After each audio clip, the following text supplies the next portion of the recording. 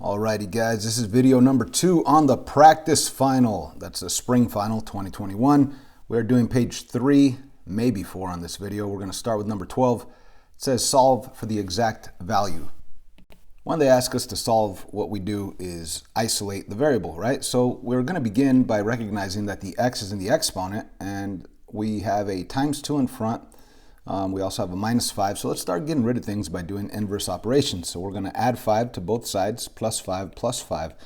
We will end up, let me rewrite it over here, 2e to the 3x equaling 37. After that, we need to get rid of the multiplication of 2 by dividing by 2 and dividing by 2. Let me rewrite what I have. I have e to the 3x equaling, I'm just going to leave it as a fraction, 37 over 2. Now, of course, we want the exponent to come down as a regular term. We don't want this base e. And what undoes an exponent situation? A logarithm. A logarithm is the inverse of an exponent situation, and inverse of a exponent situation is a logarithm, right? So let's actually apply log base e, which we should remember is ln. And that will eliminate it, and the 3x will come down. But of course, what you do to one side, you must do to the other. So you're going to apply a log base e over here on this side to that fraction. So what we have now is 3x, let me rewrite that, 3x equaling ln of 37 over 2. Now let's get rid of that 3 in front of the x. It really says 3 times x, so we're going to divide by 3 and divide that whole thing by 3. And there's your answer. X equals ln of 37 over 2, all divided by 3. Now, you could calculate that decimal answer on a calculator by typing it in, but obviously they leave it in this form they leave it in form of ln as opposed to the actual decimal value. So the answer is, let's see which one it is, 37 over 2, 37 over 2 divided by 3. Yep, it's this one, B. Moving on. Let's solve this inequality, shall we? Let's get rid of that multiplication of 4 in front by dividing by 4. We do to one side, do to the other side. We're going to rewrite it. And of course, this is really a log base e of this. And if you want to get rid of a log base e, to get rid of any log, you have to raise both sides of your equation or inequality to become exponents of that base in your logarithm. So we're going to raise both sides of this inequality to become powers of base e. So I'm going to put an e right there and an e right there. The greater than symbol just comes down. Okay, that greater than symbol comes down. So yes, the e to the ln eliminates, and the x minus 6 comes down. I don't need parentheses anymore. It's still a greater than symbol, but I do have the e to the third on this side now. Final step would be to add 6. Add 6, so our answer is x is greater than e to the third plus 6. Now, there is one more thing that we should discuss here. This is the answer, right? Which is the actual decimal value on a number line. And whenever we're dealing with logarithmic inequalities, we need to remember that the inside of the logarithm cannot end up being a negative number.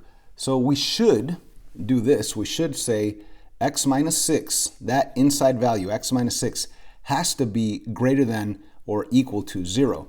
Because remember, you can't do the log of a negative number. It doesn't work. Can't do it. So when we do this, we end up with x being greater than or equal to positive 6. And this is also a possible solution. But in the process of solving logarithmic inequality, you have to go to a number line and see where the overlap is. Now, if it's between two values, you're going to have to write it as a compound inequality. But if the overlap is just in one direction, then you only write that one inequality. So if we think about this, e to the third plus 6 is really 20.0855, approximately, e to the third. I did this on the calculator. Plus 6, it's about 26 and a little bit more, 26.08. So on a number line, you have the 26.08 over here, and then you have a greater than symbol. So obviously it's going to the right. So I'm going to put a open dot going that way. And we graph the other one. The other one is 6, and it is greater than or equal to. So greater than or equal to, going that way. So as you can see, the areas are not together, right? If they were together, I would write it as a compound inequality with the x in the middle and less than symbols between those numbers and the x. But since they're both going in the same direction, you have to represent the overlap, which is only this x being greater than this value, okay? And what is that value? It's this. X is greater than e to the third plus 6. I know that this extra work, you're thinking, well, why the heck did I do that if I already had the answer right here? Because if these areas would have been together, you'd have to write them as a compound inequality with the x in the middle. Likewise, if both of them were pointing in this direction, you'd have to write the inequality x is less than or equal to 6, if that were the case. You always want to represent the overlap piece. So it is important to discuss that additional, or actually that necessary piece, that final piece of setting your, whatever you have on the inside of your logarithm has to be greater than or equal to 0, and going to a number line and representing the overlap piece. And in this case, it's only this guy right here, only the 26, x being greater than or equal to 26.08, which is this. And that answer is option A. Moving on to number 14. Number 14, we are going to use the properties of logarithms to condense and to solve. So we're going to condense, and when we do have a plus between two logarithms that are the exact same base, we're going to use the product property, and the log base 8, this log base 8 and that log base 8, we're going to put them together as one single log base 8. And then we need to multiply this binomial with that binomial, and that will be right here inside those parentheses. Let me do the work over here on the side. N minus 3, n plus 4. Okay, we're going to distribute. When we distribute, we have n times n, that's n squared, n times 4, that's 4n, negative 3 times n, that's negative 3n, and negative 3 times 4, that's negative 12. So we really end up with, inside of the parentheses, an n squared plus n minus 12, okay? We have condensed using the product property, and it's still equal to 1, okay? So we want to get rid of the log base 8, and I have run out of space here. What could I do? Let me just create some more space. I'm going to write on this rectangle. So I'm going to raise both sides of this equation to become powers of base 8, okay? So I really have 8 to the log base 8 of n squared plus n minus 12 equals 8 to the power of 1. All I did was, if I want to undo this log base 8, I raise it to become the power of base 8. If that would have been a base 5, I would have raised it to become the power of base 5. And whatever you do to one side, you do to the other side. So if I rose this whole left side of the equation to become powers of base 8, I make this 1 to become the power of base 8. So this is our new equation, and 8 to the 1 is just 8. That 1 right there is definitely unnecessary. And the 8 to the log base 8 does eliminate. That kind of rhymes. 8 to the log base 8 does eliminate. So this is gone, and what do we have here? We have n squared plus n minus 12 equals 8. Let's now understand that this is a quadratic equation, and let's set it equal to 0. We're going to subtract 8, we will have n squared plus n minus 20 equals 0. And this is a quadratic trinomial that could be factored. What times what is negative 20, that if you combine together is positive 1, that'll be a positive 5 times a negative 4. And it's still equal to 0. So if you use 0 product property, you will end up with n plus 5 equal to 0, right? N plus 5 equal to 0, and n minus 4 equal to 0, which will give you the two answers, n equals negative 5, and n equals positive 4. So we did all the work. Our answers are negative 5 and positive 4. So there's positive 4, there's negative 5, but you need both, right? Oh yeah, one more thing. How do we determine if we actually have both answers? I apologize. You need to take your answers and check for extraneous solutions. Now, what does that mean? On logarithms, you do not want negative numbers. So if you plug in a number here, like let's say n was equal to 1.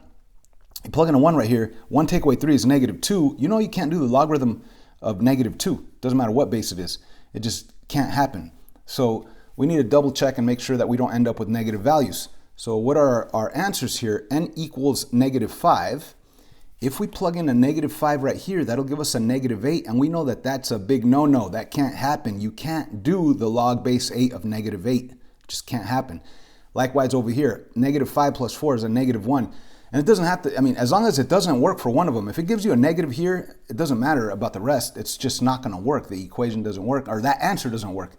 And that's what we call an extraneous solution. Okay, that's an extraneous solution.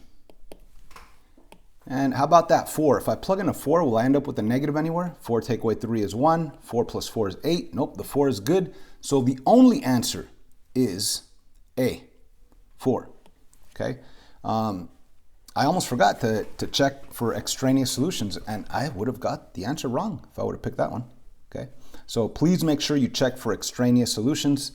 As you could see, n equals -5 was extraneous because it did give us a negative inside a logarithm. Next question, write each equation in exponential form. Okay, so we have a logarithm. They want us to write it as an exponent. Pretty easy. If you want to undo a logarithm, you use the inverse of a logarithm, which is an exponent. So we're going to take the entire equation, both sides, and raise them to become powers of base 3. So you put a big base 3, a big base 3. This equal sign is now between the 3's.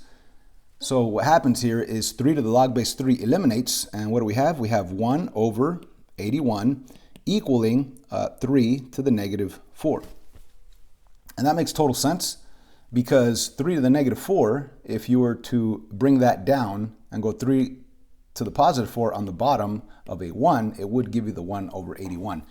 So let's just take a look at our answers here. 1 over 81, oh, that's incorrect. Which one is it? It's over here. 3 to the -4, 3 to the -4 equals 1 over 81, equals 1 over 81. That is your answer, option C. Okie dokie. Solve each inequality. Alrighty, so let's start by by recognizing that our variable x is in the exponent position. X is in the exponent. So we would like these exponents, these variable expressions in the exponents to come down as regular variable expressions. In other words, I want to undo the exponent situation. And the only way to do that is to apply a logarithm. Now the problem is I can't really do a log base 64 here. I mean, I could, that'll eliminate it, and x minus 1 will come down. But if what I do to one side, I have to do to the other. So I can't do a log base 64 here, because over here a log base 64 won't help me at all. The idea is look at your bases and see if you could convert them to become the same base. Okay, see if you could convert them to become the same base. So 16, I know that I could rewrite that as 4 squared. Okay, so let me do that, 4 squared. And then I also know I could take this and actually move it up and make it a 4 to the -2. So what I have on my left side of my inequality is 4 to the -2 in parentheses to the 3x minus 4. We still have the inequality, less than or equal to. And let's change this 64 to become a certain term with base 4, which will actually be 4 to the 3rd, right? This 64, I'm going to rewrite it as 4 to the 3rd. 4 times 4 is 16. 16 times 4 is 64. And of course, it's still to the power of x minus 1. Now, why did I do this? Because now I really do have the same base 4 on both sides of my inequality.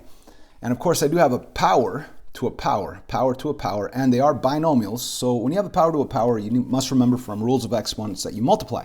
So you're going to take this -2 and you're going to multiply it by 3x. I'll write the answer over here. -2 times 3x is -6x. -2 times -4 is +8.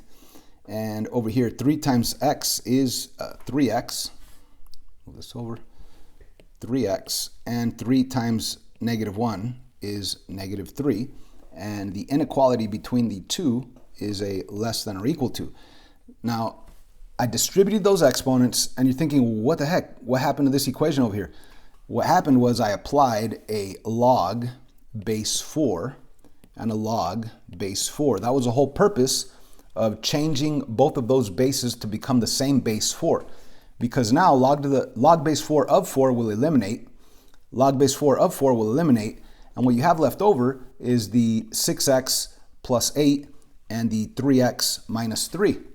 And that's what we have over here. Negative 6x plus 8 is less than 3x plus 3. And I hope we understand that how we got that from here and from there. Let's continue solving now. So we're going to subtract 3x. Subtract 3x, we'll have negative 9x plus 8 less than or equal to negative 3. Finally, we're going to subtract 8. Subtract 8, shouldn't have said finally. We have negative 9x is less than or equal to negative 11. Final step, to divide by negative 9. Divide by negative 9, which we should all be, wait a minute, if we divide by a negative, what do we do with that inequality symbol? We flip it, it becomes greater than or equal to, and a negative divided by a negative is a positive. So we have 11/9. So this is an answer, okay? This is an answer. Where is the answer at? Let's see. We have x is less than, nope, x is greater than, yep, there it is, option B. Ta-da! Moving on, number 17. 17. Okay, simplify the given expression. We have two fractions that we must subtract. So we need a common denominator in order to add or subtract fractions. In this case, the LCD, let me write it somewhere, LCD will be the 8. You're going to need the 8, and of course you're going to need 2 x's and 2 y's, all right? So the LCD is 8x squared, y squared, okay? So let's put a rectangle there so we can write all over it. So I'm going to take this first equation, the 10 over xy squared, and I am going to modify it to get the LCD, which is 8x squared, y squared. Okay, so the question is, what do I do to the xy squared to get an 8x squared, y squared? Obviously, it's missing the 8 and it's missing another x, right? So we are going to multiply both top and bottom by 8x. 8x. So up on top, I will get 80x. Now we still have the minus sign between the two fractions, and over here we're going to rewrite the second fraction, but with the LCD 8x squared, y squared. And how do I change an 8x squared to become an 8x squared times y squared? Where obviously you're missing the times y squared, so multiply by y squared, and you will end up with 9y to the 4th. Now that we have a common denominator, now we are able to combine the numerators, and the answer will be over that single LCD that we have. So what is 80x take away 9y to the 4th? It's exactly that. 80x take away 9y to the 4th over 8x squared, y squared. And there is nothing else to do. You can't factor anything from the top. You can't cancel one of these x's with one of those x's because there's a minus sign up on top. If you're adding or subtracting, you can't cancel unless it's pure multiplication. So that's it. That's all we could do. Let's check out our answers over here. And that looks like it is option B. That is correct. And that is the last question on page 3. We'll make another video on page 4, or possibly 4 and 5, but this is already close to a 20-minute video. I'm tired. I'll do another video later.